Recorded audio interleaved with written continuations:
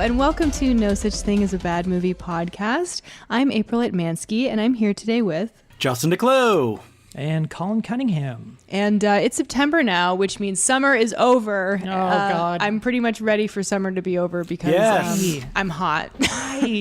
I know, but it's just been too hot. No, fall is the best season. It is. You can kind of wear jackets. I like jackets. I miss jackets and jeans. Yeah, and but you're not going out anywhere, so it's still full nudity for the rest of the day. we can pretend. Well, the weird thing is because of lockdown, I spent more time outside this summer than I usually do, just outside on our back porch. So I've been enjoying the heat. But anyway, summer is over. It's time for winter. Y'all ready for Christmas? And, I was hoping for scary movies, which this film is.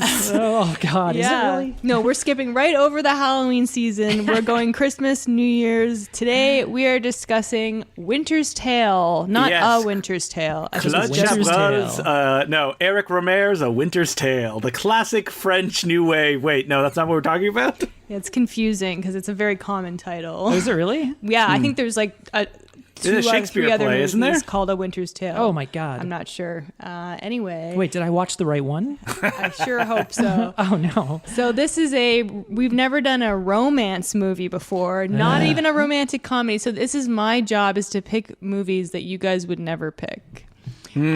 Because you know what? We have a wider audience than you think that might be interested in a romance starring Colin Farrell and an evil Irish Russell Crowe. Yeah, the Penguin himself, Colin Farrell. Oh, God. That's who he's playing in the new Batman movie. Recently shut down because of COVID. That's right. Yeah, Robert Pattinson. Oh, I hope he recovers. Yeah.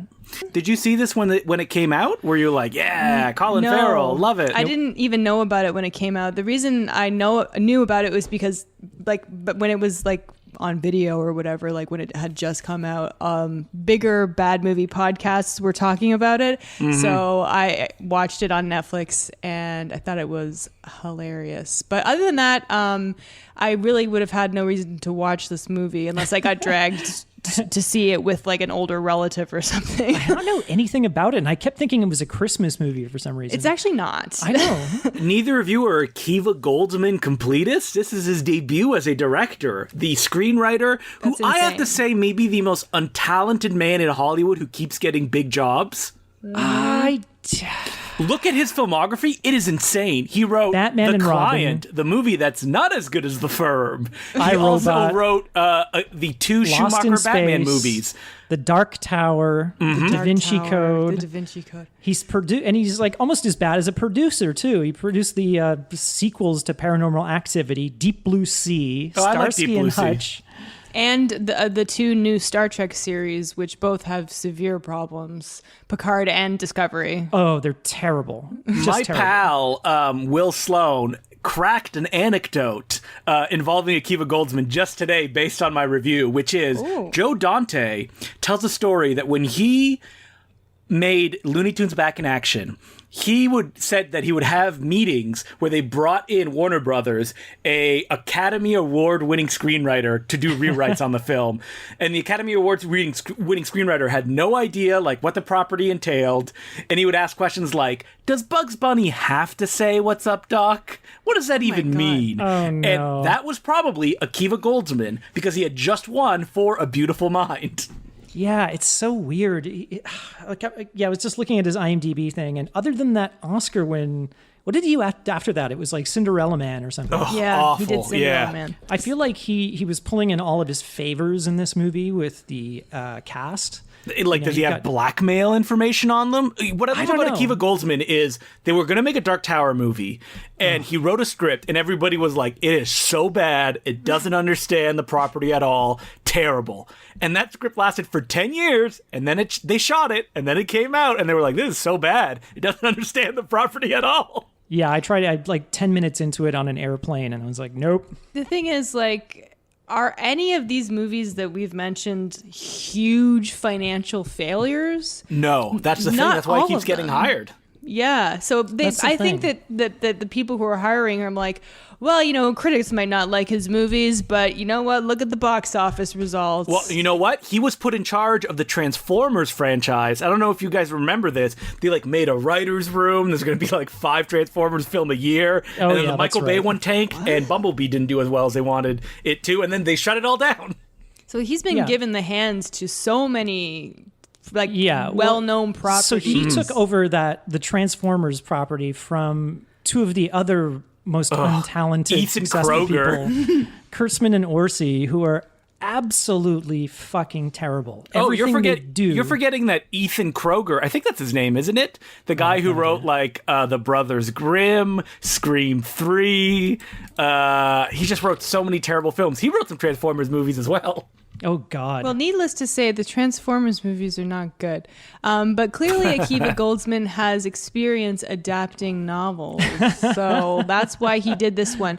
A book that has been cited as being unadaptable. Well, that's what Martin Scorsese said. He yes. said it was unfilmable because they went after him first for director. When? Like when this was made or like years before? Because the book came out in the 80s, right? 83, I think. Yeah. And Spielberg bought the rights. I think he wanted to do it.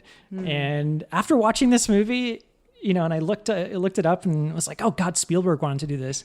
Better or worse? I don't know. I think better. Oh, definitely better. I mean, even though, you know, I don't want to jump in too much, but like the direction of this film is so boring. Every performance is so uncommitted. If Steven Spielberg had made this in '93, there would have maybe been like some magic on screen. Wow. Well, there's magic on screen. Yeah. The shittiest CGI in the world. I'm just thinking it would have surely it would have been directed better, yes, but it would just be playing to all of his schmaltzy sort of Have you ever seen a more bored Colin Farrell on screen than in this movie? The thing is, it feels like there's a gun off screen and they're like, all the actors Colin, are like that. Say the lines. Like Jennifer Connelly looks like she's doing someone a favor by being in this movie. We have 90 minutes before we get to Jennifer Connelly. I know. Yeah, I couldn't believe that. I've never seen such a late introduction of, you know, an Oscar-winning actress. And then remember like the henchman who got shot, who is just like, oh, I guess they got away. Like I thought that there was like a joke or something that he was acting so disinterested, and then he gets shot. We got to start this movie. It starts in ye olde times when the parents of Colin Farrell, who is a baby, get turned away from Ellis Island because Bart Simpson yelled, "We're all full!" from the top of the Statue of Liberty. And his parents decide to drop the baby in the tiniest boat and just let it go in the harbor. Yeah, so, okay, well, they're sent back in a boat. So they're on a boat as they do this, and they put the baby in a model of the boat that they're on. A very tiny boat. That's a baby-sized boat. Yeah, ships usually have, you know. So that boat would definitely, like, keel over and that baby would drown, like, it would sink 30 in 2 seconds after they dropped it off. Oh, instantly, yeah. There's a very bad green screen shot of them lowering the baby into the water, and then the baby kind of drifts towards shore. We don't even see that. It guess. just, like, cuts to time jump because there's this Colin movie. Farrell being chased by a mumbly Russell Crowe. This movie actually starts in present day 2014. Oh, I forgot about that. And then it jumps back to the Ellis Island thing. Yeah, where Colin Farrell like stumbled into a wig factory, I assume, and landed on a wig. And it also rips off Hugo because he lives in Grand Central Station, and he goes up there, and it's like the exact like little nook that Hugo lived in. Speaking of Martin Scorsese, although I only saw Hugo in theaters, so I don't remember it like a ton. I would like if the camera just like panned over and you see them shooting Hugo off in 3D. I'm sure this movie was probably released in 3D in theaters at the time that it came out. So after that, the little baby that was dropped off grows up to be Colin Farrell, Tigerland's own, Bullseye himself. Now, can you grow up in like the Irish district of New York and then grow up to have an Irish accent? That was my first question. Is that how it works? Okay. I mean, he was raised by the most Irish man we know, Graham Russell Greene. Well, I like this time. Like as we describe this movie, you're gonna be hearing a lot of insane things, and you're gonna be like, "Oh man, this sounds so much fun." No, imagine these insane things presented in the most disconnected, lukewarm way. But I found all these insane things enjoyable, which is why I like this movie. I think it's good and it's funny and it's a bad movie and it's enjoyably bad. I was kind of bored except for when Big Willie shows up, and we'll get to that. He's also like barely in it, but like I can't help but like I don't want to like turn this into like CinemaSins and be like, how could this happen? How could this happen? Because you could literally do that 10 times per scene because there's so many things that make no sense, and maybe this is so why nonsensical. it read better. I don't know. This story is complete nonsense. It is nonsense. Every time like a big like fantastical thing happens on screen, like it feels like the filmmakers are like, whatever, who cares? Well, also the actors never really react like they're seeing something fantastical. Yeah, you see like a magical horse is introduced very quickly in the It's movie, like the by first the way. scene, practically. That flies off on these like magical light Translucent wings. wings. Nobody even reacts like they're seeing anything amazing or magical. It's just like, meh. Well, because he's being chased by Russell Crowe and his gang of thugs, and The it's, Peaky Because they were Blinders. raised by Russell. Colin Farrell was raised by Russell Crowe. it's pretty obvious that Russell Crowe is like a demon, and maybe you don't really find out until you later. don't know Russell that at Crowe, all. You know he's a phone-throwing demon. But like, do his boys know that he's a demon? Yes, they do, because everyone's funny man, Kevin Corrigan, at one point goes up to him and he's like, guy I was hey, talking there's been a about. lot of miracles going on around here. Okay, Yeah, so they're all demons too. okay, so that's why they're not surprised by the flying horse. Or I are they all guess. demons? No, because Russell Crowe. No, he kills them. That's right. Okay. No, but they know he's a demon because at one point, I don't know, did you guys turn the subtitles on? Why Russell Crowe gets so angry when he doesn't get the food that he wants? Oh God, in the restaurant. Well, we'll get to the, Yeah, we'll get to that. fantastic oyster eating scene. Oh, is it oysters? Okay. But there's also like so many magical people in this movie. Was it Graham Greene? Was that his name? yeah. Is he There's magical him. in this? Is he? No, he's just normal. He gives the most like he just talks in to tune him. performance with his material where he's like, oh yeah, I guess this could happen. Yeah, and then there's the stable guy. The stable guy, also an angel, I guess. Yeah, Yes, the because- magical black man, Bagger Vance himself. Yeah. That trope again. Well, I mean, Bagger Vance appears later, the real Bagger Vance, but everyone is Bag- immortal in this movie. yes. For no reason. not But it's everyone. never really like quantified. Like immortality just suddenly happens, and you're like, okay, I guess. Well, we're introduced to Colin Farrell. There is no hint that he has magical abilities or he is any kind of magical being. He's just a thief. He's just a thief with a Peaky Blinders haircut. Like He keeps we were saying, I'm a great thief, but the film never shows us him No. doing any of that stuff. It's true. No. He tries to pick a safe at one point, but we don't even see him open it. He's interrupted, and and then all of a sudden, like halfway through the movie, he's immortal for some reason. Yes, never Well, you explained. find Is he out an why angel? later, Did I but- miss that? Do we? Yeah, I can't. Do you want me to tell you why now? It's No, because really. let's get to there. it. Let's get to it. So, Russell Crowe really wants to kill Colin Farrell for reasons. Colin Farrell wants to leave the gang. Yes, that's right. It's like it And happened nobody before leaves the gang. Yeah, you can't just quit the game. It happened before the movie starts though, which is really annoying because it's like I feel we're introduced to these two with Russell Crowe chasing Colin Farrell, so it's like I feel like we're coming halfway through a scene. Not even halfway through. It's the end of the chase. Yeah, exactly. It's Colin Farrell escape. So, yeah, we didn't see Colin Farrell grow up, so we don't know what kind of relationship he has with Russell Crowe, or, why Russell Crowe would be hurt by him leaving the gang, or, like, Colin Farrell has no exterior life in this movie. No. No, we don't know what's going on. Yeah, with it's him. literally just only what you see on screen. So, Colin Farrell runs across a horse, and the horse is like, jump on me, Colin Farrell. pretty much. I was doing that voice too. I was going, What did you say that the horse did? oh, you like it kind of bows. genuflected or something. Genuflect is a new word that I learned. What does it mean? It bows. No, he just sort of like goes down on one knee, like respectfully when he sees Colin Farrell. Jump and on. Colin Farrell, yeah, he goes, jump on. And Colin Farrell has a knife, and the horse doesn't want anything to do with him, and he throws the knife down. It's kind of implied that he kills a guy at this point. He cuts his Oh, throat. Colin Farrell kills people throughout this movie, but Yeah. they were attacking him first. so I It's guess very it's weird. okay. So all these Irish, but they're Irish people. They're only the They're Irish. the Irish. I can say that. I'm half Irish. So yeah, and then he gets on this horse and then tries to escape, and the horse jumps over everybody and flies away. It's got these sort of like glowing wings, Yeah, it's like ghostly farting, wings. and it's like propelling it up into the air. Yeah, and Russell Crowe I think he just says like, oh, he's got the horse or something like that. Yeah, I guess maybe he knew got a about this horse. horse. He's got the horse. Yeah. It doesn't even have a cool name. It's just horse. Oh, Yeah. horse. Horse. I was wondering where you were. Horse. Russell Crowe's accent in this movie is Beautiful. I think his best Irish accent since Robin Hood. Yes. Wait, Whoa. what nationality is Russell Crowe?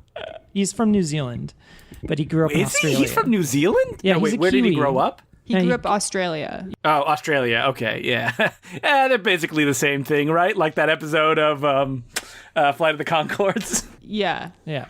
That's he has more of an Australian accent, I think. I think. Sure. I don't know. Who can tell? Who the cares? difference? All right, guys, we're still stuck in like the second scene of the movie, and we're 20 minutes into this podcast. We need to introduce our female love interest who plays a really big role in this movie. Are you okay, April? You're about to fall asleep as you're describing this? Yeah, well, so this lady, whose name I can't even remember. Jessica Brown Findlay. Yes. That's the actress, and I have never seen her in anything. So she's famous because she was in Downton Abbey. Right. She was the youngest daughter, and much like who was the guy who's in The Guest? Dan Dan Stevens. Stevens. So much like Dan Stevens. Just like Dan Stevens, she also got a chin implant? Oh, well, What? maybe, Really? but no, I was going to say You didn't know she that, had her Colin? character killed off on Downton Abbey, presumably because she wanted to do movies, and this is what she did. I don't know if that timeline isn't necessarily accurate. I looked her up on IMDb. I've never heard of anything She she's hasn't done. done much since. And she's this. pretty good in this. She was good in She's Downton fine. Abbey. Yeah. She's fine. She's a very kind of She proper... plays a woman who is suffering from consumption. Yeah, so just consumption. we're introduced to her. So she's the daughter of William Hurt. William Hurt is in this movie. Yeah, I think he shows up for only like one scene or two, doesn't he? No, he's in a few scenes. he's in a lot, but he doesn't really leave much of an impression. Oh, there's a scene where he interviews Colin Farrell. That's all I remember. Yeah, and then the boiler in the house, which we'll Oh, get yeah, to. the boiler. That's So right. we're introduced to him here. He's like a rich, I think he's like a publisher or something like that. And so a man shows up to the house to, I don't know, give her reading glasses, make reading glasses for her. An optometrist, I guess. Yeah. She's upstairs playing on her piano vigorously. Yes. And so it's revealed that she's got consumption, which is tuberculosis. She And never coughs into Never. a handkerchief. She has to show no that there's blood in it. symptoms. How are we supposed to know she has consumption? I don't know what the symptoms of consumption are, but in the movie, it's explained that all that she has is a fever that won't go down. Which doesn't Sorry. seem to affect her physically at all. And all I'm thinking of is Yeah. like, you know who had tuberculosis? Doc Holliday. Val Yeah. Kilmer in Tombstone. He looked And like he was about Kevin to die. McGee in Obtuse Todd. In what? Did you guys see that movie, Obtuse Todd? I The did. Matt Farley film? No, literally no one who's listening to And- this knows. No one has. we're talking And Kevin about. McGee is dying of consumption. In Oh it. yeah, well, you can't get. Well, okay, maybe I'm not a diseaseologist, but I thought that she had like Is that a word? scarlet Make it fever. up. See, if they wanted to make this movie even dumber, just say I have scarlet fever. Just because fever, that's all we need to know. Yeah, you know? but it didn't even look like, she was never sweating. She was never uncomfortable. It's called like I can't say the word. Pulmonary Pulmonary? Yeah, I can't. Why can't I say these words? Tuberculosis. pulmonary tuberculosis, which is, Yes. funnily enough, what Colin Farrell's parents had and why they're sent away from Ellis Island at the very beginning of the movie. Oh, is that why they got sent away? Yeah, the doctor writes P on his back in chalk and says pulmonary. Oh, but see, that wasn't even clear enough to me, and this No. is the third time I've seen this movie. Yeah, so she never ever appears sick or sickly in this movie whatsoever. She always looks beautiful. She's always under like hanging drapes. Yeah. And Yeah, like wearing yeah. nightgowns, It's playing implied piano. it's implied that she has a fever, so she lives on a tent on the roof of their house in the cold, so she doesn't get overheated. Well, what's she supposed to do in the summer? I don't know. Because she says that, like, oh, I was told I had 5 months to live, and that was 6 months ago. So that was presumably summer in. Yeah. Wait, where are they? New York. New York. Right. So. And you'd think that, New York's like, get hot. playing the piano as crazily as she does, that you raise her heartbeat. And Yeah, she's make her moving all over the place. She's Yeah, going she's like insane. screaming Jay Hawkins. She's like, Yeah. So Colin Farrell decides to rob her house. Well, the horse tells him. Yeah, to it's rob actually the house. horse's idea. Yeah, burn them all. It's all the horse's idea. Kill them all. While she's home alone. Well, there's a shot of Colin Farrell just coming from a robbery and loading up the horse with stuff that he stole. It's in broad daylight, by the way. Again, a robbery we don't even get to see. No, right across from this house. And then I think William Hurt and the younger daughter go out of the house. They're going up to the country house for the weekend, and then she's the staying behind. horse kind of nudges Colin Farrell like, one more score. Yeah. Horse, don't we have enough? Brr, we'll never have enough. Exactly. But really, the horse wants him to meet his soulmate. I guess. So then she is feverish, so we're told. She puts her hand on the mirror and you can see it fog up. So she needs to take a cold bath immediately so she doesn't die. And as she's running they have this like amazing bathhouse on top of the roof. It's incredible. It's a pretty sweet house. But yeah, I guess that's why she doesn't hear him come in. And then You see a grappling hook come up onto the roof. it's really stupid. He's like Batman. I mean, William Hurt definitely uses like slave labor, right? If he has like this big a house. Well, hey, to be what assumed. year is this? I think it said 1895. That was the beginning. This is 1916. 1916. Okay. Explains a little bit more about what happens later in the movie. But Wait, not did that you think it much. was modern day, April? I thought it was still 1800, so I thought it was like, Oh, okay. Wait a minute. So Colin Farrell baby 1895. Yeah. Colin Farrell now 1917. So he's 21. So he's 20. No, are you kidding me? He is like 38 in this movie. No, he is. Yes, he He's is. older than that, Well, isn't he? I was being generous. So anyway, he busts in and he hears her playing piano, and then she's like, "Hi," and she's like, "Are you robbing the house?" And he's like, "Why, yes, I guess I am." And then she goes, "You want a cup of tea?" And it's literally that. Like Yeah. they're so. Like they've taken sleeping pills or something. Yeah, they have a meet I'm cute. your love interest in this movie. It's the meet cute. Yeah, they're meet cute. So they talk to them about themselves over a cup of tea, and they both look really disinterested. But apparently they're already falling in love. Yeah, Mr. Horse is outside going, "Rrr." Bring me the gold, Colin. It's the only thing I want. Now he's rubbing his fingers together like at the beginning of Raiders of he the has Lost human Ark. Like, fingers? yeah. Well, while this is going on, Russell Crowe is getting very worried. So he goes and sees his boss. Wait, Satan no. himself. No, Well, no, we're- that's we're like not- 10 scenes We're not later. even there yet. What happens is Russell Crowe is in his like hidey hole, which is he's been collecting all these jewels because obviously he wants to steal them for money. But no, that's not true. He wants to steal jewels because they have magical powers.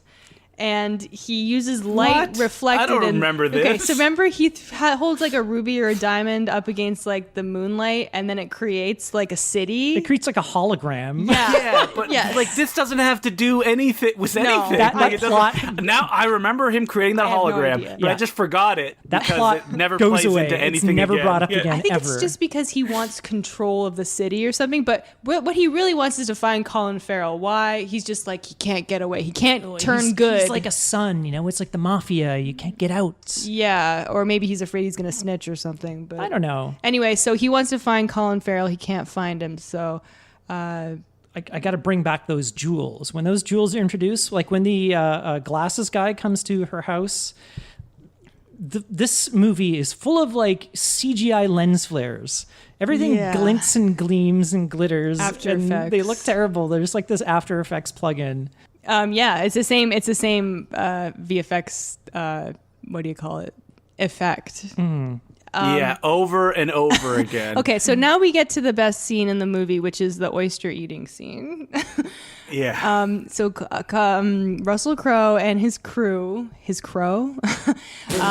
go into this oyster restaurant, and they're like, clear that table. And so this is the scene. Isn't it crows when they have a gang? It's a It's a murder of murder. crows. True. Yeah. I learned that from that Incubus album. It's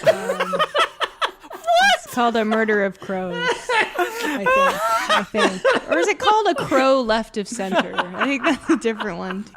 It's like the new metal coming out again. Oh, man. But okay, so Russell Crowe's accent in this movie, I could not understand it's a word like he it's said. different in every scene. Yeah. And this scene is where it's the worst. And he's always talking like this, and then I want some oysters with some. Put the little potatoes on it, please. Yeah. No, he asks for owl. he asks for an owl with potatoes, but he's like, I have an owl.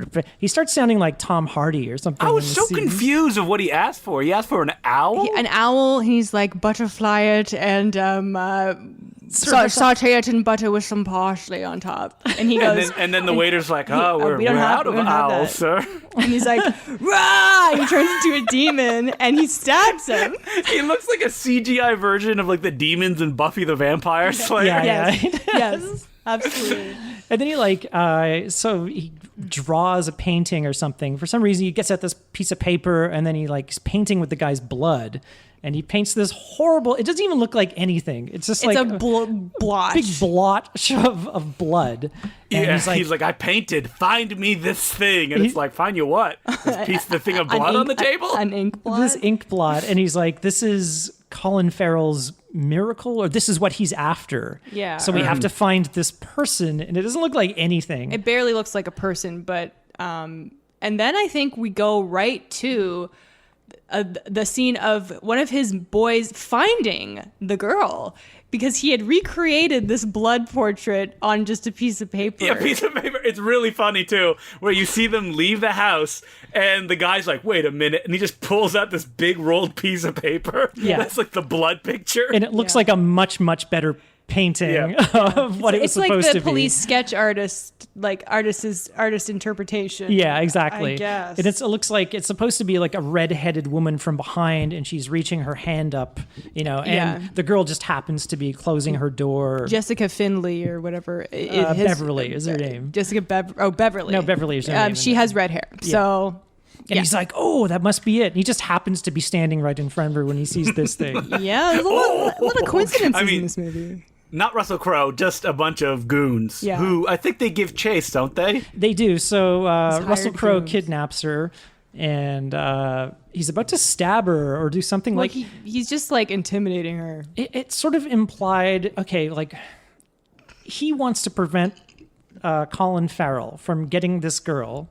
And I guess it's explained in the next scene why. Yeah, we don't really know why at this point. Okay, so then Colin Farrell, right as she's about to be stabbed, he drives by on the horse. He rides by on the horse. It was a drive-by horsing.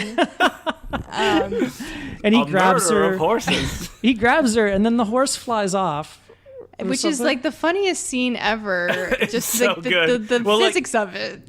They're about to like jump onto like ice water, Yeah, it's like a frozen And- lake. and the horse is like whoosh, and just flies in the air. Yeah, it kind of floats. jumps down.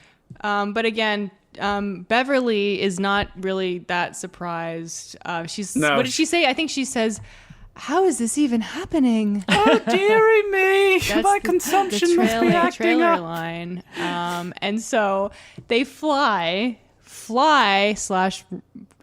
trot, gallop all the way to her family's winter country home, which was where she was going anyway. Yeah, it's like a lakefront mansion, basically. And she strolls up on this horse with this man and meets her family who's playing on the ice, and they don't react at all like this is a weird thing.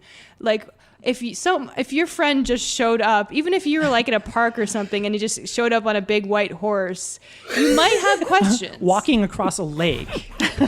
It was the style at the time. It's like, oh, hello. It's bizarre. And the little sister, like, of course, loves Colin Farrell immediately. And it's like, is that your boyfriend? It's so But trite. William Hurt is much more suspicious, the father of the home. Yeah. And he corners Colin Farrell and asks some very sleepy questions. Yeah, they sit down together, but in front of the fireplace, and he kind of interrogates him, like, what are your intentions with my daughter? I'm a thief, and I'm a good one too. It's like, well, we haven't seen it. Like, we will not see it in this movie. And they have a great conversation about how you pronounce the T in things and whether Claret. it's fillet or fillet. You wouldn't call it a wallet or a wallet. And it's just like, Oh God, this movie's 2 hours Kiva long. Goldsman's dialogue is through the roof. You can tell he was writing that, and then he would just look over at his Oscar. I thought he looks up and he's like, I'm a great writer. Yeah. Same Goes back thing. to And his writing. Oscar gives him like a thumbs up. His Oscar gleams with that like faux light flare that we were just talking about. All right, can we get to finally the best scene of the movie? Yes. Which one? So Russell Crowe, it's revealed Oh, yeah. in the previous scene that Russell Crowe and his gang can't pursue them because they can't leave. They need to go. They need a northwestern path or northeastern I thought path. it was just Russell Crowe that couldn't leave. Is it his cronies too? I don't know. Well, they're not allowed to leave his particular and district. Yeah. We skipped the scene where Kevin Corrigan, everyone's favorite funny man from Grounded for Life, just gets dispatched with no fanfare. None at all. And he seems like he doesn't even care. That's like they were shooting Yeah, him for because his they got to performance. make a way for a new character actor to show up for a single scene later we'll on. get to it. His Yeah. grandson shows up later. So Russell Crowe has to go see the judge. That's his name, right? yeah. Well, it's Satan. Yeah, he but even he says, calls yeah, him, I'm Satan. He calls I'm Satan. He calls him the judge. And it's Will Smith reading a history of time. He's like, time has no meaning to me. yeah. Wearing his street clothes. Will Smith's street clothes. Like from present day. yeah. Yeah, I think that like Will Smith makes a joke that like time has no meaning to him, which is why he can read books, blah blah blah. Or Will Smith just showed up and he was reading a history of time and didn't want to get changed for the scene. Yeah, and he's wearing a Jimi Hendrix t-shirt. Yeah, so he clearly just didn't want to change, and they were just like, hey, maybe it would be cool. Like, it's just another thing in this movie that's stupid. Yeah, that just doesn't make sense. Okay, Yeah. whatever. It's just unexplained. And then Russell So Crowe is Russell sort Crowe of is like, please give me a pass, sir. And Will Smith goes and like walks 5 stairs to like stand over Russell Crowe. His little judge booth. yeah, no, it's like a basically. little like raised Like a judge booth. stand podium. Yeah, if you and he will. kind of denies him. He just says like, grant me a pass so I can go out of my district and chase after Colin Farrell, blah, blah, blah. He's denied. And what does Will Smith say? He goes, Denied. no! But he said denied He goes in a After big Earth, too. CGI mouth with a bunch of teeth. Well, what happens is, thank God Will Smith, I don't know if it's him or his character, because Russell Crowe shows him the blood portrait, and he's like, he's after this girl, and he's like, that could be anybody. It's like, thank you. He's saying what we're all thinking. But yeah, his CGI mouth goes down. It looks like the Mummy. Do you think that when Will Smith like sat at the premiere and that happened, he was like, "What the hell?" I didn't think it was going to look like that. He just looks over at Akiva, and then Akiva's like covering his face. Gives him a thumbs Anybody? No, Akiva's just beaming and he's holding the Oscar in his hands, and like that CGI glint is bouncing off of it. It's like Will Smith goes, "Do you think that was the right decision?" And Akiva goes, "Which one of us has an Oscar here?" up. He was like looking like when Ed Wood saw his movie on screen. Yeah. No, Will Smith just looks back, and Akiva Goldman's in the last row, and he's just making out with his Oscar. Like, We should point out that Akiva Goldsman has the adapted screenplay Oscar, also known as the Cowards Oscar. For what? A Beautiful Mind, a movie that nobody watches now. I didn't ever. know that was a. Was it based on a biography or something? yeah, it was. Yeah, it's based on a real life story. So yeah, he's worked with Russell Crowe before and Will Smith. and Jennifer William Connelly. Hurt is in. yeah. Or is that Ed? I don't remember what his last TV? name. Was William Hurt in Batman and Robin? No, he was not. I'm I was sure thinking. William Hurt was in something. There's like FBI agents. Wait, who's the old guy in Westworld, Colin? Anthony Hopkins. Anthony Hopkins, yeah. No, not Anthony Hopkins. The other guy, the black-hatted. Ed Harris. Ed Harris. Yeah, I think Ed Harris is the like FBI agent that's following Russell Crowe around in A Beautiful Mind. Could be William Hurt as well. Oh yeah, that's right. It's been too long since I've seen that movie. I know that his imaginary friend was he's in the Marvel He's got movies schizophrenia now. and he sees imaginary things, but he's a genius. yeah. William Hurt last seen in the Avengers as Thunderbolt Ross. He was in the Yeah, Avengers that's right. too. The Incredible Hulk's Thunderbolt Ross. Man, Yeah. who wasn't in the Avengers movies? He was in the I think it was it Age of Ultron or Yeah, he was in Civil War because he shows up and he wants to do like that's whatever right, Civil War. We don't need to talk about the Marvel. Who cares? It's not important. Yeah, who cares when we're talking about A Winter's Tale? Because we jump and Colin Farrell is lovable. He's getting along with William Hurt. Everyone loves him, and he realizes he's in love with this girl he's met one day ago. Yeah. And he had a conversation with Graham Greene a day or two ago about spirit animals, but he's just like, I feel like I've known her my whole life, and he's upset because she's dying. But what are you gonna do? Because my name is Colin Farrell and I have a huge penis, I will make love to her to death. No, Well, he really just wants to dance. Well, yeah, come on. she wants to dance. That's her thing. She's Yeah. never been able to. She's never been allowed because William Hurt denies it. We got to talk about the most exciting action scene in this entire movie. Not the furnace. Yeah, the furnace scene. Now, Colin, you like tinkering with things. Did you find this exciting? It was only like 5 minutes, but I may not even be that long, but it was exciting. Yeah, it's like I don't know, like one of the servants comes through the house like, oh, we've got to get out of here. There's trouble in the basement. To be fair, they just say go next door. Yeah, they go next door, which, it's a big mansion, probably has a huge plot of land. I guess that could be miles away. A mile away. So the house is gonna blow. Your father's in the basement with the furnaceman from Lennox Services.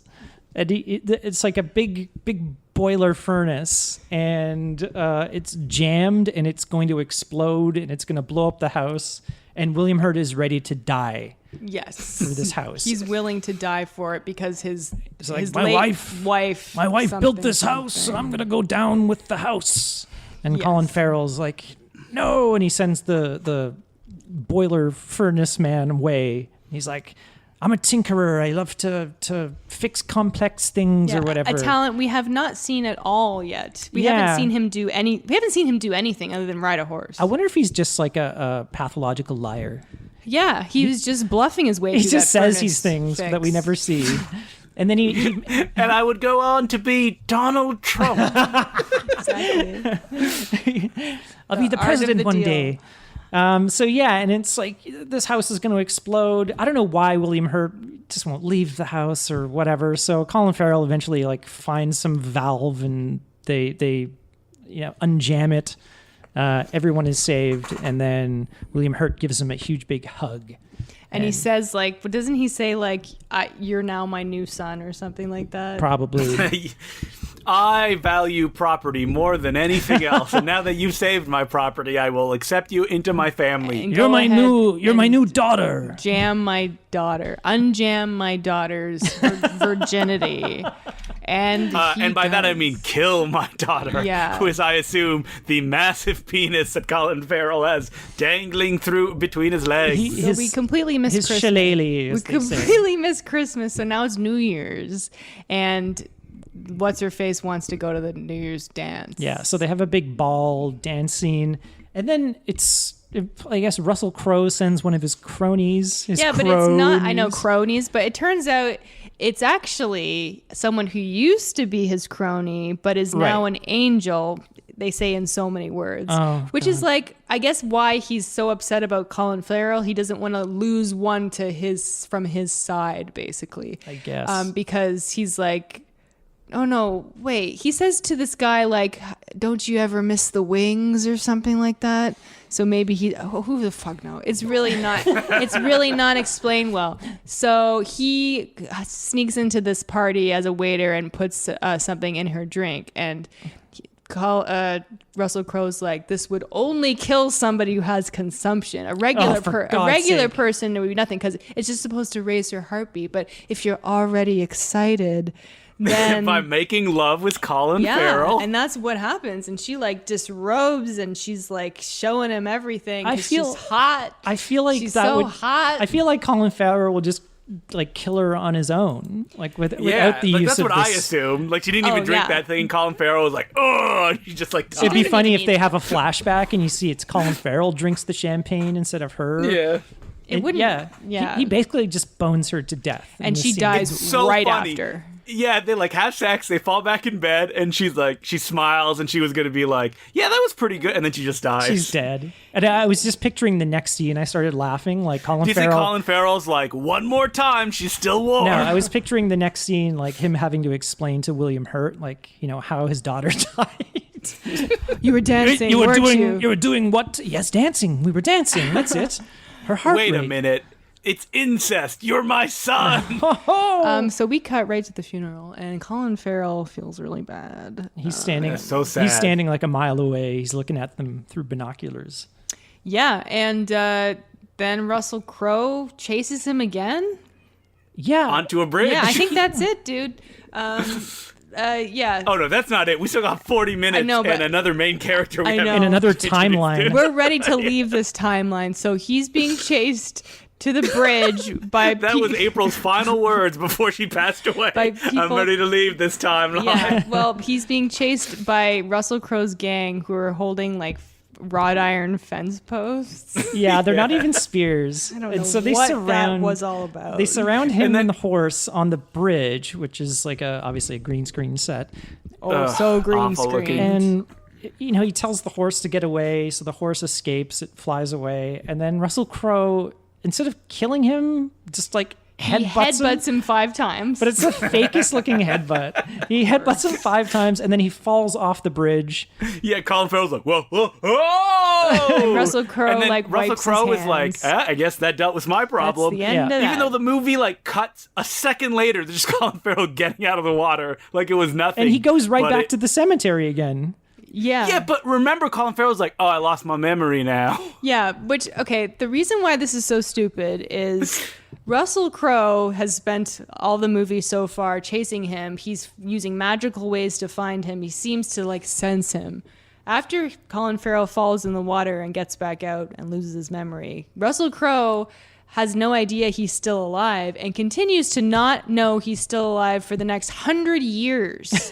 And I'm not What does joking. Colin Farrell do for those 100 years? Wanders 'Cause around. seemingly nothing. Yeah, it's completely unexplained how he lives. How does he have that beautiful pea coat? Like, he doesn't know who he is for 100 years. Almost 100 years. At one point, you see him in the present, like drawing a picture and going, "Who are you?" Has he done that every day? Yes. Yeah, he looks like for 100 He's drawing years? the blood portrait. he's pretty much a just street artist now, a crazy street artist who draws like that same blood portrait on the ground in chalk.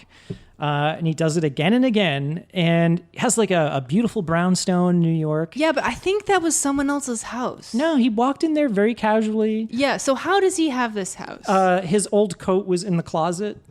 I guess so. He's a coat yeah. collector. All these coats are worth so much money. The thing is, he doesn't know his own name. He didn't look down and He out. doesn't have ID. His clothes were very nice. He wasn't filthy at all. It's He looks like so Colin Farrell. stupid. So now if he had long been hair. around with 100 years, no memory, doesn't know anything, just drawing pictures of this red-haired woman, he would smell. He'd look terrible. He'd be a crazy man. So I think what supposedly jogs his memory is he meets a little girl who turns out to be Jennifer Connelly's daughter, and she has a conversation with her about stars, and She bumps into that's him. Castor and Pollux, because they reminded him of a conversation Also, he had. I have cancer, a modern-day disease. It's the modern day consumption. First of all, she bumps into Colin Farrell, this child. Wait, isn't there like a CGI flash that happens Oh, too? probably, yeah. And then, so they were having a conversation, and Jennifer Connelly sees her talking to Colin Farrell and just sort of stands at the side watching them speak. You would be pulling For a your long daughter time. away from Colin Farrell. Like, This do not talk to crazy this crazy man. person in the park. But she doesn't, and so this is when Colin Farrell goes back to his hidey hole in Grand Central Station. His stuff is still there. He had a little keepsake box, and then Colin, you were in the bathroom, but he finds his old mirror, and then he writes in the mirror his name up to this point, which we haven't mentioned, Peter Lake. Right. I'm assuming his name is Lake because he was pulled out of a lake when he was a baby. And then but by his Peter. Again. I mean, it should have been called Peter Harbor, if anything. That's good. But yeah, so he now knows who he is, but now he has to figure out what the significance is of this matchbook that he has, which was taken from that New Year's party with Beverly. Right, okay. So now the movie's about this now. It's got a picture of their old house or something. Oh, does it? The lakefront I can't remember mansion. what it's called, but it's the place where he was. Something like that. So he shows up at does he get back his Peaky Blinders haircut at this point? Yes. Yeah, okay. So I think the long hair looked better. his hair in this movie is so floppy. And if you don't know what the Peaky Blinders haircut is, just Google it. It's shaved on the side. It's shaved all around the side and the back. Yeah, it's the almost back like too. It's almost like Mo from the Three Stooges. It's mushroomy. Except parted in the middle. And his hair is so floppy, and it gets even floppier in 2014 when it's just all long. Yeah. It's the style, Colin. You had long hair. Yeah, so he goes back to his Peaky Blinders haircut and then goes to, I don't know. The library. No, doesn't he just go to Jennifer Connelly's work? No, it's actually like a reference library or something because she just happens to be there because she's a reporter. Right, she's a journalist. And Okay. so he's like, I need to get to, what's those things called? It's like the microfiche. Microfiche. And so he's looking for who owned a building, blah, blah, blah, but then he needs Can't get in, ID. doesn't The have guy, ID. and then Jennifer Connelly recognizes him and is like, oh, I can get in here. You know, I'm a journalist. We get free access. Why was Jennifer Connelly there? What was she researching? How to cure cancer. Yeah, and she says it just like that. Like she's really not that concerned. About Yeah, her he says, daughter like, curing of what are you trying to cancer. find? And she says, I don't know, how to cure cancer, I guess. She's really bad in this movie. And I just want to say, I think that she's a beautiful woman, but I've always thought she's a bad actress. I've never seen her be really good in anything. She won an Oscar for A Beautiful Yeah, Mind. I didn't think that performance was very good. Oh, yeah. I feel like every guy like your age or younger is just like, oh, she was in the Rocketeer and Labyrinth, and it's just etched into men's minds. Career opportunities. Labyrinths, man. Labyrinths. Yeah, I didn't like Labyrinth, and I've never seen the Rocketeer. No, So career opportunities is where it's at. what does that mean? Oh, why she? Oh, that's the one where she rides the horse. Oh, is that a right? movie? It's called Career Opportunities. I think so. No. Oh, I'm thinking of 7 Minutes in Heaven. No. Is the one Remember when with her and the dweeb get locked in like a mall for the night or something? I thought that was yeah. Was it Career Opportunities? It's not. Yeah, it is Career Opportunities. Yeah, it's the one with Frank Whaley. Yeah. Anyway. Yeah, that's the one where she rides the little mechanical horse. That's right. Well, I have no idea what this is, and all I'm saying Saw it is in the theater. I think she's beautiful. I'm pretty sure she was a model, but like I just don't think she's that good of an actress. I'm sorry, Jennifer Connelly. I wouldn't judge it by this movie because everybody's pretty terrible. But every in this. movie I've ever seen her in, she's been bad. I think I'd You have. didn't love her in The Hulk, the Eric Bana one? Oh, yeah. I can't really She's bad remember in much that. about With it. another Thunderbolt Ross. Oh, I forgot she was in Alita Battle Angel as Oh well. yeah, damn, she was not Oh, good in that Jesus, either. yeah. I completely forgot about that. She's very mechanical. I mean, perfect for Alita Battle Angel. Remember Was she a robot in that, though? She was in. No, she wasn't. No, she was one of the few humans. She was in that remake of The Day the Earth Stood Still with Keanu Reeves. Oh, she played Oh. Gort. She did not, did I don't she? even know what that is. I never saw It's a it. big. No, he's the big robot. You'd have to see the original one. Isn't Gort like just a big like ball of Yeah. CGI? I think it's like a in, CGI morphing thing or yeah. something. I don't know. Ugh. Boring. All right. Anyway, so she's bad in this movie. So she invites Peter Lake over for dinner. No, wait, no. She's on the microfiche, and then she finds a picture, of him, but it's from 100 Oh my years ago. God. And she's like, "Hey, what's going on here?" Yeah, she says, "What's happening here? Yeah, what's happening? Is that your father?" And it just so he happens just that he starts crying. Well, and he has the exact same haircut as he does in the photo. That's why it would have made more sense if he still had long hair, because then it wouldn't be so obvious. Yeah. But anyway, it's Peter Lake, and she's just taking this very, very normally. As everybody else in this movie does. There's a flying horse nobody reacts to. And then is it the next scene she takes him to her work to meet her boss? I can't remember. Who is his girlfriend's daughter, but she's an old woman now. No, it's not the it daughter. is. Yes, it is. It's his- oh, sorry. it is. His girlfriend's sister. Sister, right, sister. It's the little sister. But you both were ready to shoot me down, and you're both wrong. Daughter, sister. So I was thinking that it was going to be like a reincarnation love story. Right.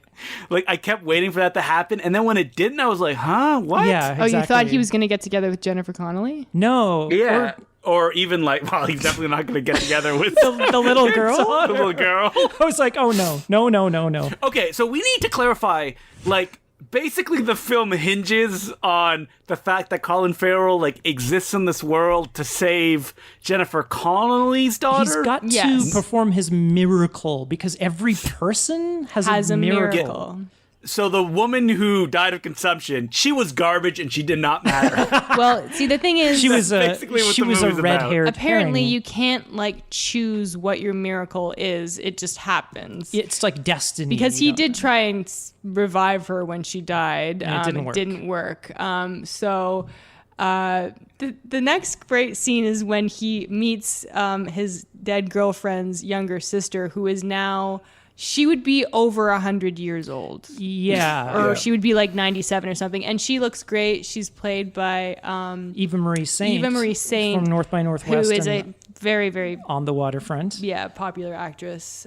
She would be, because the last time we saw her as a little girl in 1916, Yes. she was... She was under 10, but she was like 8 or something. Yeah, so like 108? Well, just like all the older people in today's society, they don't want to give up their job to a new person. Yeah. So she's holding on with her until you rip it from her cold, dead And hands. she's just totally fine with seeing Colin Farrell because she just believes in magic. You know, she would have a heart attack in 2 seconds. Yeah. That's how she's still alive. All the magical spells she's casting, Yeah. probably drinking the blood of, like, virgins. As we've seen in this movie, it's actually very powerful. But speaking of people who are immortal, Russell Crowe's still alive. Still alive. Now he's got a sweet pad, a condo. He wears modern suits, but he still works out of that funny, like, long, like, hallway warehouse with the room at the end. Yeah, it's like his old hideout or whatever. And he's got a new henchman.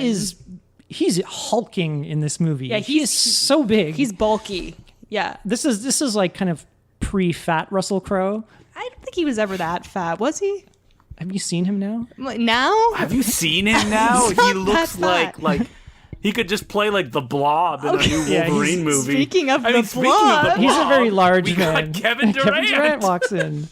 And he's like, Yeah. my grandfather was your henchman. Yeah. He's like, oh, you're shooting in Canada and you get tax credits if you hire Exactly. me. Okay, that's it. I'm out of the he's scene and you will Canadian? never see He's me in the Canadian, movie yeah. again. And I don't think you see him in the movie again, or do you? No, you don't. I don't think you do. Listen, release the Goldman cut. I want his true vision. Yeah, like, what's with all these actors in this movie who are in, like, 1 or 2 scenes? Like, Like, is this supposed to be a franchise of some sort? I really I don't don't know. think so. Was the devil supposed to come back? Like, I don't know. I'm going to have to read the book. Was it a series of books? I don't think so. I have but no idea. I got to look it It's up really afterwards. hard to believe that this book was so popular, this fucking nonsense story, but maybe it reads better. Maybe it reads better. Maybe something was lost in translation. I should really Akiva- recommend this for the This Film Is Lit podcast, because that would be a the really book funny. is 672 pages Oh, It's God. actually not that long. in its hardback edition. Okay. So in paperback, 1,000 pages. Do you want to read it and find out if it's better than the movie? The epic conclusion is Russell Crowe has to have his final showdown with Colin Farrell. Don't you want to know what happens? So he meets up with Will Smith again.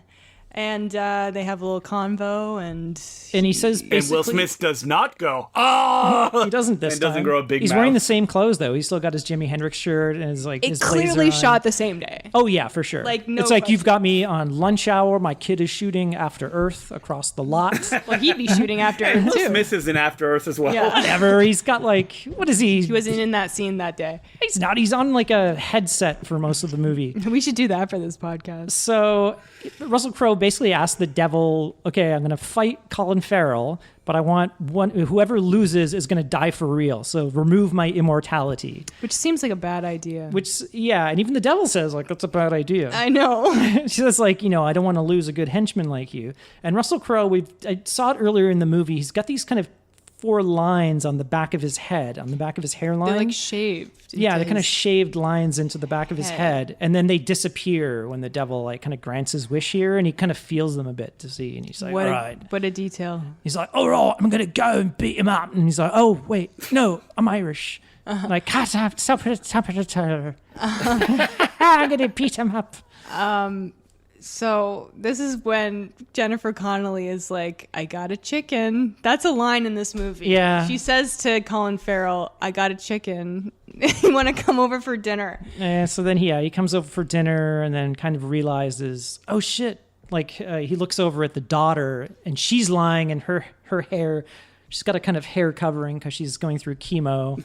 And he's like, "Oh my God, red scarf. It looks like like painting." Do you think that like this has happened like on a weekly basis for Colin Farrell being like, "You've got red hair, you're the woman I remember"? He could be going around. Yeah, over like and he over spills again. like a ketchup packet from McDonald's on the sidewalk. Oh, I need to find this woman. This ketchup. Yeah, so he realizes that I can't get those two confused. Russell Crowe. What's his name in this movie, by the way? It's like Perlman or something. Pearly. Mr. Demon. Yeah, so he's after them. So he has to escape with Jennifer Connelly and daughter on flying horse. So shows up again. There's a flying horse chase. So they go to the roof, and then Jennifer Connelly's like, there's a horse up on the roof. Better get on. They are flying in this horse. Jennifer Connelly again, no reaction to whatever. And the daughter's just asleep. Jennifer Connelly sitting at the premiere of the film going, oh, whoa, we were riding a horse in that thing? And the horse is like zooming down and weaving around traffic and stuff. It's like, can you be a little more conspicuous? Yeah, and somehow Russell Crowe and his cronies are in their cars like chasing this thing through New York, and it's flying. They're following They would never catch up with this thing. I don't know. Maybe the idea is that they know where he's going. They're I going guess. back to that cottage. So they fly on their flying horse, their magical flying horse, back to the lakefront mansion, which still has a frozen lake, by the way. It's still winter. And I said, it's a winter's tale. I turned to April and I'm like, so what, is Russell Crowe just going to drive up on the lake? Yes, Yep, he is. And he does, and it looks like a shot out of the Fast and the Furious films. It does. Fast and the Furious that 7, seven? Fate of the Furious. Yeah, it's got like his like V-shaped car group. The motorcade. And you're like, you're so excited because you're wondering, oh, wow, the big showdown we've been waiting for. First of all, I'm like, how Doesn't strong the horse is this just, lake? Turns out not very strong. The horse like jumps up Yeah. and like touches the lake, and all the cars just crash into the water. The horse does like a Pokemon move. He like stomps the ground. It's like an attack, and then the ice breaks. And He almost like winks too, and like the horse. Yeah, I will. Just one note about the horse. For pretty much every shot, it's a real horse. When they were on that bridge earlier, they like throw a rope on it and it turns into like a cartoon. It's like a net and it falls down. That looked really bad. Yeah. But every other point they used a real horse and it did look good. Like I hope that horse didn't get hurt or anything like that. No, just the animators who made it. But they only had to do one shot. That's all I'm saying. Except for the wings, they had to animate those. I think I read that the effects company folded. During this Not movie. again. Yeah, and then 'cause they're another like, company. "We're too good. We've said everything we need to And say." then another company had to take over. I'm not surprised. I mean, that happens all the time. Yeah, it is the world of VFX. Yeah, treat it like garbage. Yeah, so Russell Crowe is like, you're not saving that little girl. So that was it. Kevin Durant was literally just in that one scene. I and had he's the dead. wrong. Yeah. I had the wrong redhead, but I got her eventually. Well, Russell Crowe's in the room. Oh my god! And they have their big fight, and it's just like a punch out. Yeah, it's the lamest and punch out. Colin Farrell stabs him in the neck, and he like freezes. Yeah, It's kind of cool. Because it's a winter's tale. You're like, ooh, Iceman from the X-Men has that's what shown he up. looked like. yeah. He stabs him in the neck, and then he kind of like pulls it out, and you realize it's the plaque from the miniature boat that he was. My only weakness, plaques Yeah, from which the is little not boat. even sharp. No, it's just like a blunt piece of metal. There was no sharp edge. But whatever. It's not important. Then so he brings dies. he brings the girl into the greenhouse. The greenhouse. This entire house has not changed in 100 years. Nobody has bought this place. Wait. I have questions. Is Colin Farrell like, this is the place I fucked my soulmate to death? It's like explained that the younger sister said that place is supposed to have magical powers. I tried to something. revive her lifeless corpse on this bed in the greenhouse. And he's supposed to like kiss her. Does he kiss her? I think he gives her like a little peck on the cheek or something. Okay, well that's good because this girl's like 7. Yeah, so Yeah, I'm glad it didn't have like an It, the novel ending. So she comes back to life, yay. And I don't know if it's said in narration or what, but it turns out that Colin Farrell's miracle was to save this little girl, and his dead girlfriend, her miracle was saving him. So that's why he lived, that's why he became immortal until he could fulfill his miracle. Oh, it all makes sense now. Yeah. It all makes sense. Hey, Yeah. God, how about you not give the little girl cancer? The end. Yeah, you jerk. That was God's miracle, to give this little girl cancer. Yeah. And at the end, Jennifer Connelly was saved by, I don't know, Mo. Yeah, and then I think it just ends with him like staring at the sky. He turns. And then, like, a Nickelback song starts. It's like, you can be my hero. I thought it was going to be like Van Helsing, where she was going to appear in the sky.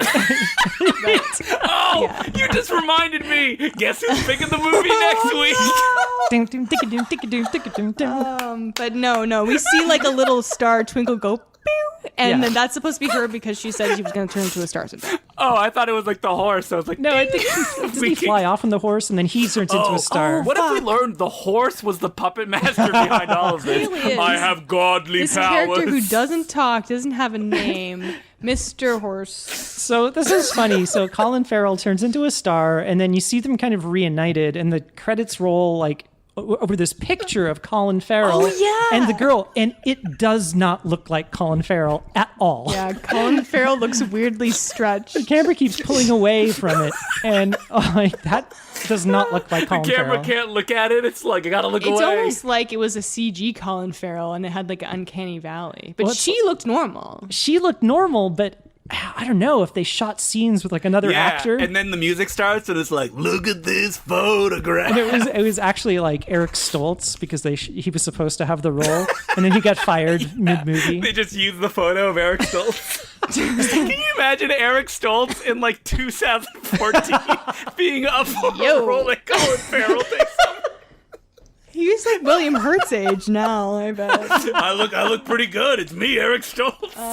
But Look yeah, at that! I we got my should, hair like- cut just like the Peaky Blinders. We should have took a picture of it and like posted it on our Twitter. I'm not renting it again. Well, I know what. Oh, I'll take a picture for you because it needs to be the image on the SoundCloud page. yeah, him looking weird. Oh no.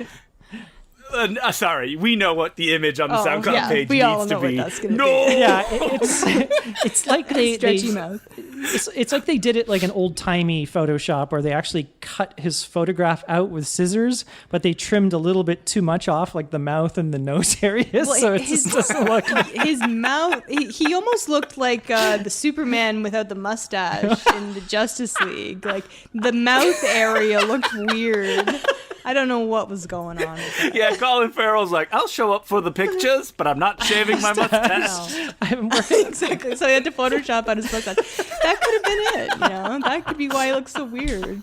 And this is 2014. That was before the mustache removal technology was even where it is now. They were only able to do it on a still. They couldn't do it on footage back then. Oh, I forgot about that. Does that? Oh no, there won't be any mustache Superman in the new Justice League, the 4-hour Justice League No, movie, that was- because Joss Whedon That's shot all right, that yeah. footage. 4 hours. Zack Snyder said he will not use a frame of Joss Whedon's footage. Yeah. He said he Yeah. would rather burn the film than use a Did he frame. say burn the film? He said he would rather He did say burn the burn the film film, rather yeah. than use a frame of footage that he didn't shoot. But Mr. Snyder, we shot digitally. You can't burn Shut it. up! I would. I think that did he shoot digitally? Because isn't Zack Snyder like, I love film, man? Doesn't strike me as a film guy, but I mean, know. I'm not a. He is.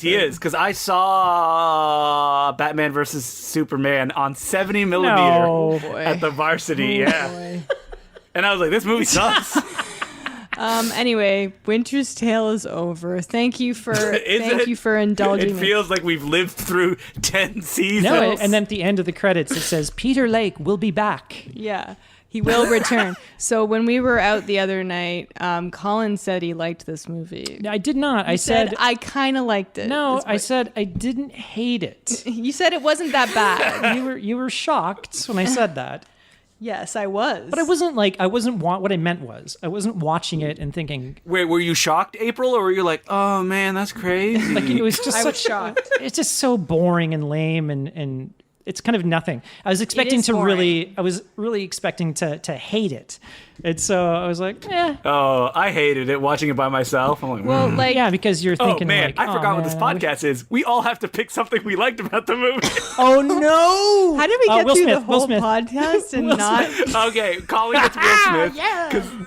Well, there's lots of things. What I was going to say is there's so many really, really funny scenes in this movie, but the space in between them is boring and sappy and sentimental and stupid. It's very dreary and like, ugh. I like the horsey. Oh no, you stole my Hey, horse. I like the oyster scene. The oyster scene was like the funniest That's a thing in the fantastic movie. I'm gonna have to say that Russell Crowe's accent is my favorite Yeah, thing. yeah. It's Russell its own Crowe- character. Because If it's like, what are you doing? I almost wish that he had played it exactly how he had in that restaurant scene the entire movie. But he was supposed to be drunk in that scene, so maybe the idea Was Yeah, they were having beers and he was drunk on oysters. He's a demon. He Well, doesn't maybe get drunk. that, you know how like when certain people drink, their accents become more pronounced. So you could say maybe he was doing that. That was not a. Have you guys ever seen the Man with the Iron Fist? No, No. I've seen them. Russell Crowe is in that, and he's at his fattest.